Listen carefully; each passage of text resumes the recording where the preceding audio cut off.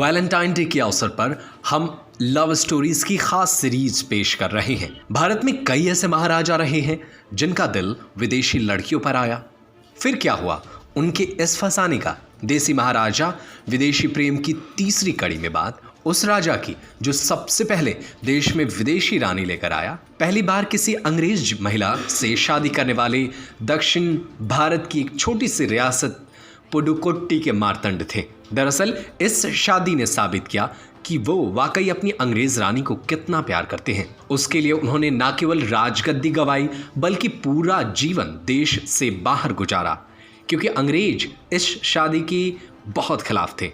उन्होंने भारतीय राजाओं द्वारा ऐसी शादी नहीं करने का नियम बनाया हुआ था। राजा मार्तंड की लव स्टोरी समर्पण और पत्नी के प्रति निष्ठा के साथ अंग्रेजों के दबाव में नहीं आने की एक मिसाल बन गई। दक्षिण भारत की छोटी सी रियासत पुडुकोट्टी के शासक थे राजा मार्तंड। तोंडियन बहादुर उनका दिल एक ऑस्ट्रेलियन महिला पर आ गया।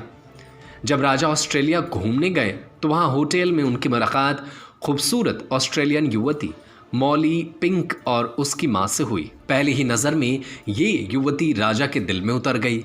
उन्होंने शादी तो कर ली, लेकिन फिर तमाम मुश्किलें आईं। गद्दी छोड़नी पड़ी, फ्रांस में जाकर बसना पड़ा, लेकिन वो भी किसी तरह अंग्रेज़ों के दबाव में नहीं आए।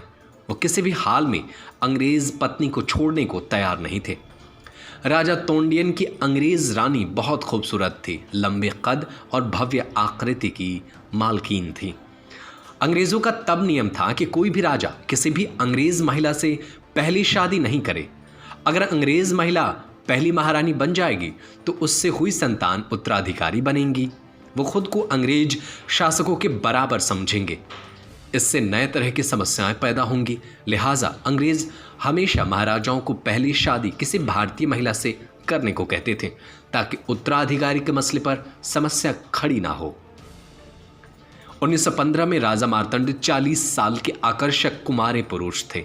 उन्होंने तय किया था कि वो अपने देश की किसी महिला से शादी नहीं करेंगे। पहले उन्हें एक अमेरिकन महिला पसंद आई, उससे सगाई हुई, लेकिन अंग्रेजों के दबाव के चलते इसे तोड़ना पड़ा। जब राजा मार्तंड ऑस्ट्रेलिया में अपने होटल में पहली बार मॉली फिंक से मिले तो उस पर फिदा हो गए। मॉली संपन्न परिवार की थी, पिता बैरिस्टर थे, वो सुंदर थी और बुद्धिमान भी। दोनों एक दूसरे को प्यार करने लगे। मौली की माँ को भी मार्तंड अच्छे लगे। जब राजा ने शादी का प्रस्ताव दिया तो मौली की माँ को कोई ऐतराज़ नहीं था। दोनों साथ साथ पुडुकोट्टी रियासत आए, वहाँ उन्होंने शादी की। रियासत में बहुत खुशियाँ मानी। अंग्रेज़ों ने इस शादी का कार्ड तक नहीं छपने दिया, शादी में रोड़े अटकाए। इसके बाद भी राजा ने शादी की। अंग्रेज़ों के राजाओं की विदेशी महिलाओं से शादी का कार्ड छपवाने पर भी ऐतराज़ होता था। राजा मार्तंड के केस में भी ऐसा ही हुआ। अंग्रेज़ों ने इस शादी को मानने से इनकार कर दिया। पुडुकोट्टी छोटी रियासत ज़रूर थी, लेकिन ईस्ट इंडिया कंपनी की नज़दीकी सहयोगी थी। जब राजा की ऑस्ट्रेलियाई पत्नी शादी के बाद गर्भवती हुई थी तो उन्हें ना जाने किसने दरबार में जहर दे दिया गया। माना गया कि ये काम अंग्रेज़ों ने साजिश के तहत करवाया है। अंग्रेजों का विरोध इस कदर बढ़ा कि राजा को उन्हें लेकर विदेश जाना पड़ा। ऑस्ट्रेलिया में पहली संतान हुई, राजा को अपनी गद्दी छोड़नी पड़ी। उत्तराधिकारी छोटे भाई को दे दिया गया। अंग्रेजों ने बाद में मार्तंड और मौली के बेटे को भी असली उत्तराधिकारी मानने से इनकार कर दिया था। ब्यूरो रिपोर्ट, खबरें अभी तक। Subscribe to our YouTube channel and press the bell icon to get the latest updates.